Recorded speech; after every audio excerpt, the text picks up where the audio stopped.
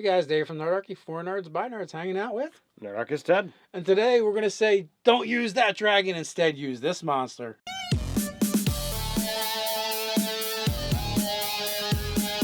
Hey, we want to start this video by thanking Dragons Baggins by Wayward Masquerade, now on Kickstarter, for sponsoring this video. These are awesome dice bags that look like a dragon. They're cute, they're cuddly, they're going to fiercely protect your dice. Look in the description below where you can find a link to the Kickstarter and go over there and show them some love. Go check them out. They're awesome dice bags. You gotta get one. Speaking of dragons, so we're gonna do another don't use this, use that, and we've gotten loads of requests for dragons. What do we use instead of dragons? So normally we go, well, what is this monster? What are their mechanically? What are their significance?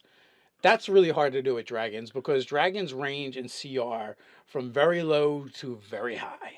They range in power and horde level.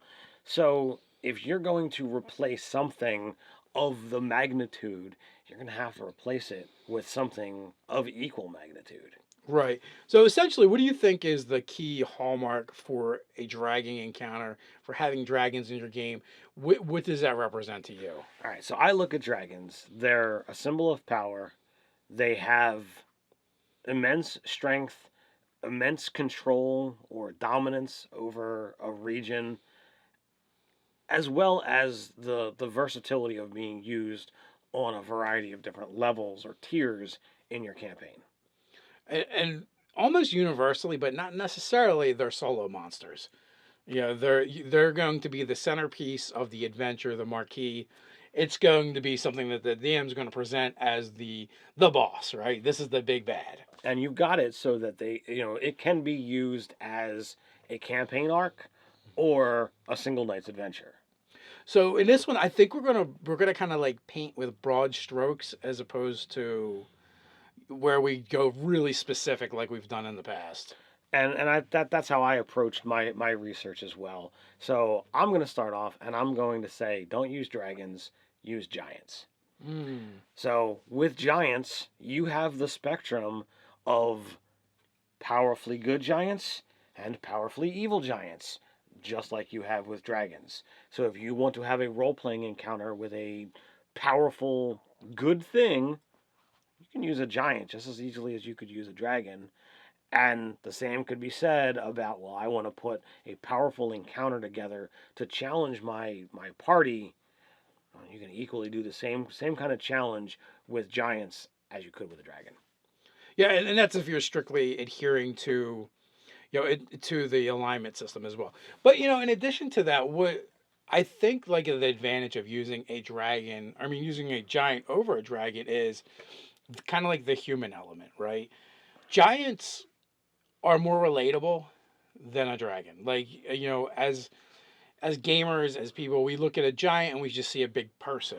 Maybe, to the umpteenth scale, because even with scaling in with those giants, you could start at ogre, which is giantkin, and it's even weaker than your hill giant, and you could go all the way up to Empyrean, which is basically like a Titan or, kind of like a celestial type giant in essence. So you can really run the gamut as far as power level.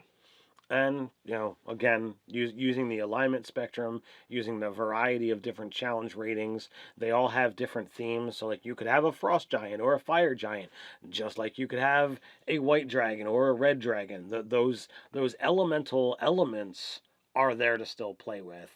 And you can still have beings of incredible intelligence, of incredible physical stature. It's all there. They represent a range of combat abilities, both at range and in melee, with the things that giants have the ability to do. And you're not looking at, oh, well, here's a dumb brute that my players just have to slog through. Yeah, if you go with a low level and you use, an ogre, yeah, you've got something that's very easy to thwart, and did that in last night's game session. There was a pair of ogres and they were easily fooled. But once you get to the higher echelon, you're battling with beings whose mental capacities, far outstrip what regular mortals are capable of. They got big brains and they can use them. No, no, absolutely. And I was also just thinking too, while they're more relatable in the sense that there's a human aspect to giants, they're also socially more relatable as well. So you could run encounters that you might not be able to run with a dragon, or because to me, dragons are they're kind of alien. They're kind of foreign. They're gonna have a different mindset. They're reptilian in appearance. Maybe they think that way. They're ancient beings. Giants live a long time too, but not Not not like like dragons. It's like dragons. Like I think of dragons is like an elemental thing. Like they're primal. They're ingrained. Like their magic is ingrained in them, as are the elements and the way they even affect the environment around them. So substituting, giants instead, where you can get the raw power level, but you might get something that's more relatable to your PCs, and they can interact with it on levels that they're more comfortable with and would be like more normal for them. It's just the scale's different. And of course, giants can just as equally be used as a solo monster, a single adventure hook, or they could range an entire campaign. Yeah, and or like here's a city of giants, or here's a keep with a Right. giant. You can literally do Jack and the Beanstalk style giant. So you got a lot of wiggle room to play with. So when I think of like what are you going to replace a dragon with? To A me, dungeon? oh, good call, dungeon mimic. No, so to me it's like okay, where does my mind instantly go? Devils, demons, and angels. Okay, so you're going to replace them with, the denizens of the upper and lower planes. Yes, and the reason being is you get that wide spectrum of of CR and challenge ratings. So this actually goes, even beyond giants because, imps and quasits, kind of like stem that, one and below, Yes. and then once you get up there, I mean, you've got divine beings that, you could technically go up against the gods and, the Well, demon lords. a solar, there's only 10 of them in existence, right? Or you're right, you have the demon lords and out of the abyss, they're static. So you get immensely powerful beings. Now, where these kind of fit a similar role as dragons is in the sense that they are very much alien and foreign to us as people, and they're going to think a lot differently. So not differently in the same way as dragons, but as they are, and they're like embodiments of like particular ethos and morals. So that's another aspect as well that you'd be able to play with. And again, it's something you can start with from very early, up until the very top of your campaign to the top levels and tiers. Where dragons it's a lot harder, right? You're not going to interact with them as much at the lower levels. Like you may interact with the machinations of dragons, right? Or machinations of dragons, but not necessarily the dragons themselves, especially from an aspect of conflict. Where with giants, demons, devils, and angels, all of them, there are lesser beings of that where you could use them. You could use them, put them in place, and you're still kind of in essence dealing with a demon, a devil, an angel. Whereas with a dragon, you either deal with the dragon or you don't. I mean, you could step it up with different colors and the different chromatic dragons or the different metallic I dragons mean, and you different ages. you could use, half dragons or dragonborn as agents, but it's not the same as directly interacting with the dragon itself. Whenever you have a dragon, I don't know how many dragons you've come up with over the years, but do you ever have to painstakingly deal with, well, what's in a dragon's hoard? Did I give enough? Did I give too much? It's not an easy cut and dry. Here's the overall value for this age category. Now it's what you feel is appropriate based on your campaign world, how rich that thing should be or could be. It's a challenge more so than the encounter itself in preparation. The the true monster in this encounter is the horde for the DM, not the dragon itself. But when you're doing, giants, like there's a chart for what's in the dragon's bag, or what's in the giant's bag.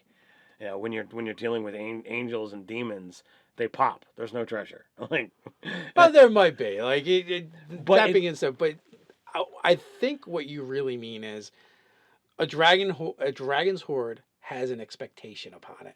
Like we all in our minds, like you say, dragon's horde.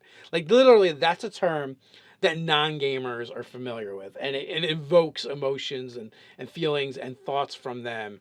Whereas with if you're talking about demons, devils, angels, and giants, not so much. Like it could be anything, right? It could be like, oh, golden goose or magic harp or whatever. right. So you're correct. The expectation isn't there, and it relieves that preparation anxiety from the DM. So you can literally put in what you want. Okay, you kill the demon, and rather than him disappearing, his sword or his whip falls to the ground. It's like, ooh, what is that? Is this a trap or is this a reward? Well, also, if they make a lair someplace for a while, they're probably going to accumulate wealth and Hmm. power as they're scheming and doing whatever they're doing as well. So, so the dragon one is actually really tricky. It's not as easy as some of the other ones where we can do a direct correlation and go because we like to actually stick to like the CR of the monster. And then kind of go, okay, well, the monster is the CR, and then what is the role that we kind of feel that monster fits in the game? What are they going to be used as? And now how do we take something else from the monster manual and do the same thing? Oh, with dragons, they run the gambit, so it's really hard. It would be different if you said, what do I replace a blue dragon with, or a red dragon with, or something along those lines where it's more specific. Right, but you guys out there, you were asking for how do I replace dragons? Well, they didn't make this game called Giants and Dungeons or Dungeons and Demons. Right. But in essence, it's actually better for us to handle this anyway, because instead of doing each individual one, well, you have to decide what does a dragon mean to you in your world, and what can fill that same niche. It's a powerful being that is made of magic and elemental forces. It has a presence when it walks or flies into town, whether it be an angel, whether it be a greater demon.